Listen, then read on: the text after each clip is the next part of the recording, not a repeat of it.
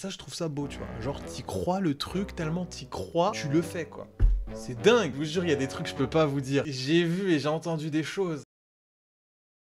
Comment j'ai fait pour vivre au Japon si longtemps? C'est une question qu'on m'a beaucoup posée et qui revient souvent dans les commentaires sous les vidéos. C'est vrai que j'en ai pas forcément beaucoup parlé, enfin sauf si tu viens sur les lives tous les jours à midi sur Twitch et le week-end à partir de 10h, lien dans la description. Je commence sur une petite auto-promo, laissez-moi tranquille, d'accord? J'ai pas de partenariat, je fais ce que je veux. Et c'est vrai que ça pourrait aider pas mal d'entre vous que je réponde à cette question. Surtout que les deux dernières vidéos que j'ai sorties sur cette chaîne étaient une vidéo avec les points positifs de la vie au Japon et une vidéo sur les points négatifs de la vie au Japon. Texte flottant PNJ de l'image de ces vidéos. Lien aussi peut-être dans la description. Et je pense qu'après vous avoir donné les points positifs et les points positifs, selon moi évidemment, tout est relatif, il ne manque plus qu'une vidéo pour vous donner les clés de prendre ou pas la décision d'aller vivre dans ce pays magnifique. Alors évidemment, si votre projet est sérieux, je vous conseille déjà de vous rapprocher du site internet de l'ambassade de France au Japon, où vous trouverez toutes les informations et toute la documentation nécessaire. Cette vidéo va plutôt vous servir à vous diriger vers une façon de pouvoir vivre au Japon légalement. Évidemment, on va éviter que vous arriviez au Japon dans la soute d'un avion et que vous viviez de pont en pont en mangeant des cadavres de rats. C'est pas forcément le meilleur projet. Et je vous déconseille fortement de vivre de façon illégale au Japon, car ils sont un peu plus sévères que la France et vous risqueriez de vous faire bannir à vie du pays. On est donc parti pour la vidéo et laisse-moi t'expliquer les différentes possibilités qui s'ouvrent à toi si jamais tu veux vivre au pays du soleil levant.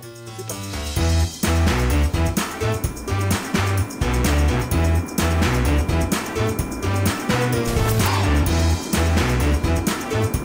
Alors dans un premier temps, vous le savez peut-être tous, mais la France et le Japon ont un accord, ce qui vous permettra de pouvoir résider au Japon pendant 90 jours, qui laisse déjà pas mal de temps pour visiter ou même commencer à apprécier la vie sur place. Pour les séjours de moins de 90 jours, aucun problème, pas besoin de visa ou de papier spécifique. Mais il y a une chose à savoir, parce que je vois déjà arriver les plus malins d'entre vous qui vont se dire, bah c'est simple, au bout de 3 mois, j'ai juste à faire un aller-retour en Corée, c'est pas cher, c'est 150 € le billet d'avion, et quand je reviens au Japon, eh ben mon visa recommence sur 90 jours. Eh bien non, ça sera pas possible, parce que ce visa-là est valable 90 jours, mais vous ne pourrez pas faire des allers-retours interminables du Japon à la France ou de quelque autre pays pour pouvoir le renouveler à chaque fois. Le maximum étant de 6 mois par an, si je me trompe pas. D'ailleurs, n'hésitez pas si je me trompe ou s'il manque des informations à les mettre dans les commentaires. Ça pourra être utile à tout le monde. Et d'ailleurs, c'est le même principe avec la France. Les touristes ne peuvent pas utiliser leur visa de 90 jours en France de façon indéfinie. Il y a une limite à l'année. Et plus vous allez venir au Japon et plus vous allez y rester longtemps, sans visa, et plus les autorités vont commencer à se poser des questions et ils vont voir si vous essayez de gruger simplement ou pas. Donc 90 jours maximum, c'est déjà très bien pour visiter le pays et savoir si vraiment vous vouliez y rester longtemps. Et c'est d'ailleurs ce que moi j'ai fait avant de partir vivre au Japon. J'ai fait un mois là-bas en tant que vacancier, visiter différentes villes, prendre un peu la température de la vie sur place et surtout découvrir la culture et le langage. Et je déconseille fortement aux gens qui veulent se lancer dans le projet d'1 an, 2 ans, 3 ans au Japon, de tout préparer et d'y aller sans jamais avoir mis le pied dans le pays. Et ça, peu importe le pays. Je vous conseille d'y aller d'abord en tant que vacancier et voir si ça vous plaît. Parce que pour la suite, les démarches administratives vont être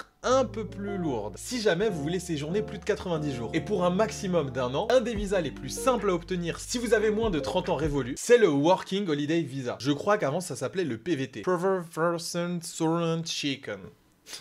Il est assez simple à obtenir, même si l'administratif est un peu lourd, mais normalement le point qui va déterminer si vous le donne ou pas sera simplement l'argent qu'il y a sur votre compte en banque. Avec ce visa, vous allez pouvoir voyager et vivre dans le pays pendant 1 an, mais aussi y travailler. Mais attention, le but n'est pas que vous y restiez. Et je pense que le vrai but de ce visa n'est même pas que vous travailliez au Japon, mais plutôt que vous veniez dépenser votre argent pendant 1 an dans le pays. Et c'est pour ça que pour l'obtenir, vous allez devoir prouver que vous avez suffisamment de fonds pour pouvoir vivre 1 an sans travailler sur place. Je sais plus exactement combien il demande. Dans mes souvenirs, c'était aux alentours de 4000 ou 5000 €, avec ou sans le billet d'avion. Je vous invite à faire vos recherches vous-même, surtout si ça vous intéresse. Mais pour une première année, le Working Holiday Visa fait très bien l'affaire. Il est assez simple à obtenir. Alors malheureusement, le Working Holiday Visa au Japon est de maximum 1 an et il ne peut pas être prolongé. Contrairement à celui pour l'Australie, où vous pouvez le renouveler 2 fois. Malheureusement pour le Japon, c'est un one-shot et c'est d'1 an maximum. Et c'est largement suffisant pour se faire une idée de la vie sur place. J'ai d'ailleurs même des amis qui sont partis bien avant la fin des 1 an, qui avaient tout simplement vu tout ce qu'ils voulaient voir au Japon, vécu tout ce qu'ils voulaient vivre et qu'ils ont reparti en France le cœur léger, contents de retrouver leur famille. Donc en vrai, très bonne alternative si vous avez moins de 30 ans. Pour les prochains visas, c'est un peu plus technique. Et il y en a sûrement quelques-uns que vous ne connaissez pas, qui vous permettront peut-être d'aller vivre au Japon plus facilement que ce que vous le pensez. Il y a bien évidemment le visa étudiant. C'est aussi un visa très simple à avoir. Pour ça, il suffit simplement de payer une école sur place. Alors d'après mes connaissances et celles de mon entourage, donc des Français qui sont partis étudier au Japon, on est autour de 5-6 000 € à l'année. Ça fait quand même une très belle somme. Alors évidemment, évidemment, vous ne payez pas seulement pour avoir un visa, vous allez aussi avoir une année de cours de japonais sur place. Attention par contre, le logement n'est pas compris. Et en règle générale, il s'agit de 4 heures de cours par jour, du lundi au vendredi. Et évidemment là, je parle seulement pour les écoles de langue, donc des écoles spécialisées dans l'apprentissage du japonais. Si vous voulez aller à l'université, c'est encore une autre démarche. Et ça ne vous coûtera certainement pas le même prix. Alors attention, pour tout ce qui concerne école de langue privée, la durée maximum de ce visa est de 2 ans. Après 2 ans, vous ne pourrez plus l'utiliser. Alors que pour les universités ou les écoles spécialisées, il n'y a aucune limite de temps. Vous pourrez renouveler ce visa tant que vous serez dans les études.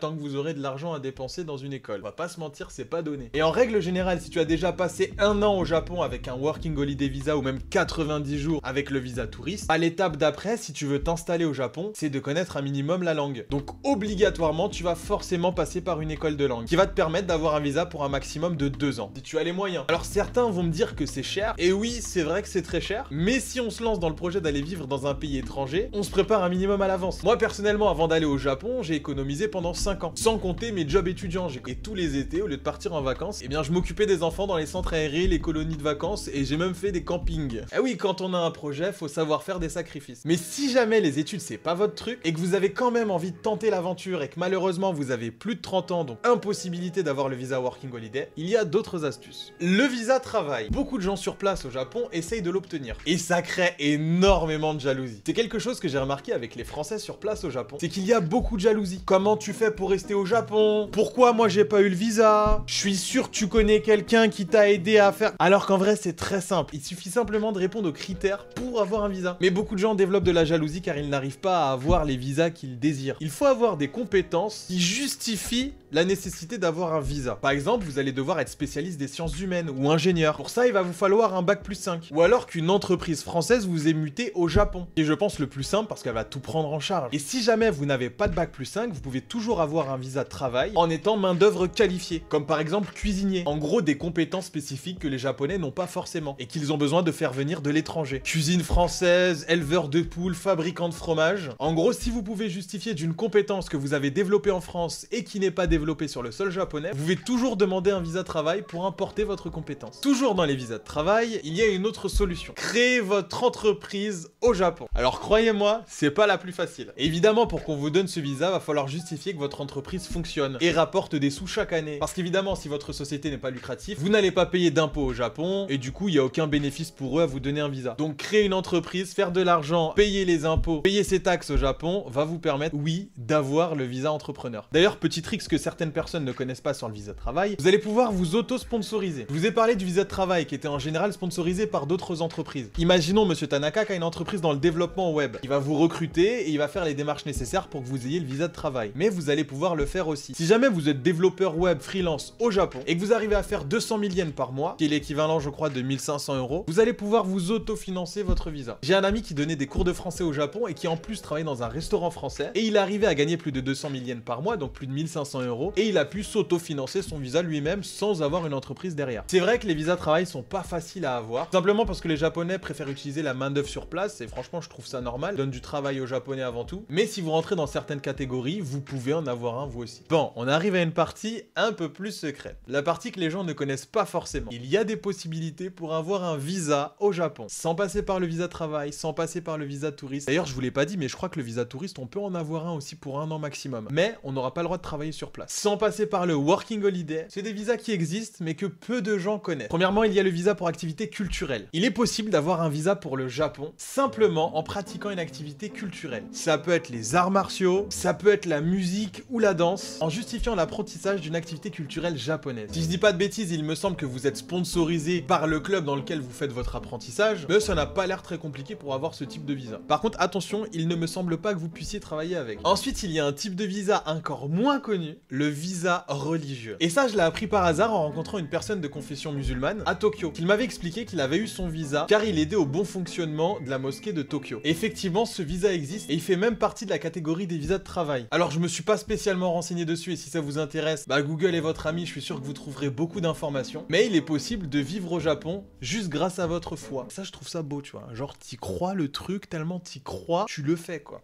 C'est dingue. Et évidemment, le dernier type de visa, par contre celui-là je le cautionne absolument pas, notamment parce que de base je suis pas trop chaud pour le mariage, mais c'est le visa époux. Et je peux vous dire que ce visa, j'en ai vu des dérives. Si je vous racontais toutes les histoires que j'ai entendues, je vous jure, il y a des trucs que je peux pas vous dire. J'ai vu et j'ai entendu des choses. Si vous saviez le nombre de Français qui recherchent une japonaise juste pour se marier et avoir le droit de rester sur le territoire, c'est affolant et triste en même temps. Mais j'ai vu des gens recaler des coréennes, tout simplement parce qu'ils recherchaient des japonaises pour se marier. Quand je travaillais en tant qu'extra pour faire le figurant pour des pubs ou tout ça, les Français appelaient ça l'anneau du pouvoir, mon gars. L'anneau du pouvoir. Et je trouve ça horrible de profiter d'une personne tout simplement pour avoir un visa. Mais bon, au moins c'est la preuve que ça n'existe pas qu'en France. Et c'est vrai qu'en France, il y a beaucoup de Français qui se plaignent des mariages blancs pour avoir les papiers, mais croyez-moi, quand il s'agit de faire la même chose au Japon, les Français sont pas les derniers. Tout simplement parce que ce visa est assez simple à avoir en fait. Il suffit de se marier, un petit contrat signé, et hop, vous avez un titre de séjour pour le Japon. Et au bout de 5 ans de vie au Japon et 5 ans à payer des impôts, vous obtenez carte de résident permanent. Si je dis pas de bêtises évidemment, arrête de checker dans les commentaires. C'est horrible, franchement, c'est des fils de flûte ces mecs-là, hein.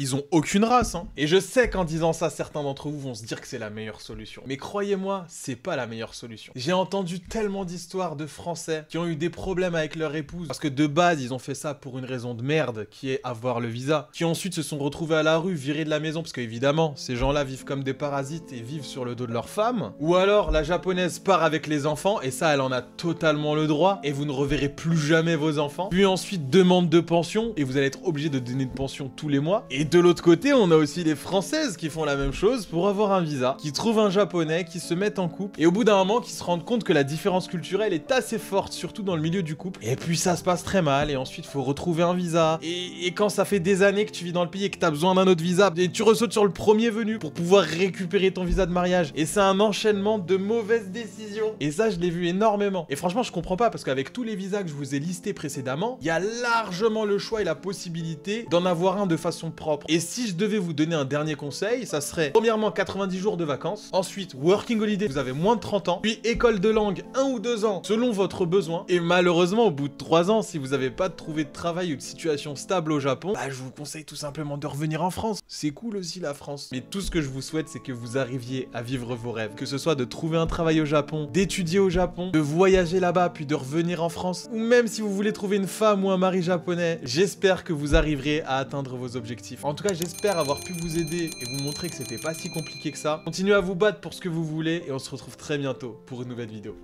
Bye! Ce qui va vous permettre de vivre sous le sol Japon. Le sol, pas le seul. Le seul, le quoi? Le seul pleureur? Merde. Ouais. Si vous voulez aller à l'université... Si vous voulez aller... c'est dur, c'est très dur.